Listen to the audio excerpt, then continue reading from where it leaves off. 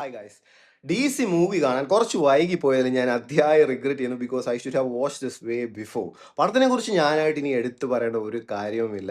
But still I need to spoke about one person, Chandra. Wamiqa Gabbi ഈ പടത്തിൽ ചെയ്തു വെച്ചേക്കുന്നത് ഇറ്റ്സ് മച്ച് ബിയോണ്ട് വേർഡ്സ്. കാരണം അത്രയും പെർഫെക്ഷൻ ആയിട്ടാണ് പുള്ളിക്കാരി ഓരോ ഇമോഷൻസും എക്സ്പ്രഷൻസും എല്ലാ സീൻസിലും കാര്യങ്ങളും ചെയ്തു വെച്ചിരിക്കുന്നത്. DC ചന്ദ്രയുടെ ക്യാരക്ടർ വരുമ്പോഴത്തേക്ക് അവിടെ no room for romance.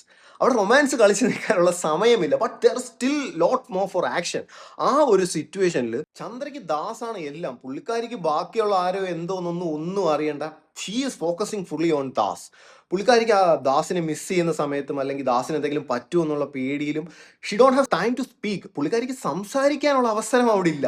But the way she handle with her expressions, ഓരോ മൊമെന്റ്സിലും സീനിൽ ക്യാമറയിൽ പുള്ളിക്കാരിയുടെ ഫേസ് വരുമ്പോഴത്തേക്ക് ദ വേ ഷീ ബിഹേവ്സ്, അത് സംസാരത്തേക്കാൾ കൂടുതൽ നമുക്ക് മനസ്സിലാക്കി തരും this is what she needs to speak. And എനിക്ക് എടുത്തു പറയാൻ തോന്നിയ ഒരു സീൻസ്, അവരെ ക്യാഷ് കളക്ട് ചെയ്ത് ലാസ്റ്റ് ഇനി ഒരാൾ കൂടി ഉണ്ടെന്ന് പറഞ്ഞ് അങ്ങോട്ട് ചെന്ന് കയറി കാണിക്കുന്ന ഒരു ഇമ്പാക്റ്റ് ഉണ്ട്.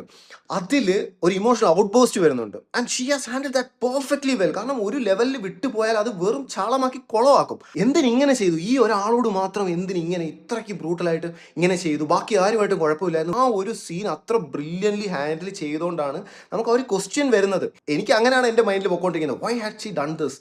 എന്തിനാണ് ഇത്രയും ആൾക്കാരോട് ഇങ്ങനെ നിന്നിട്ട് ഇയാളോട് മാത്രം ഈ ഒരു കാര്യം? ഒന്നും പറയാനില്ല. Fantastic. You have done a fantastic job in this movie, and thanks all for watching.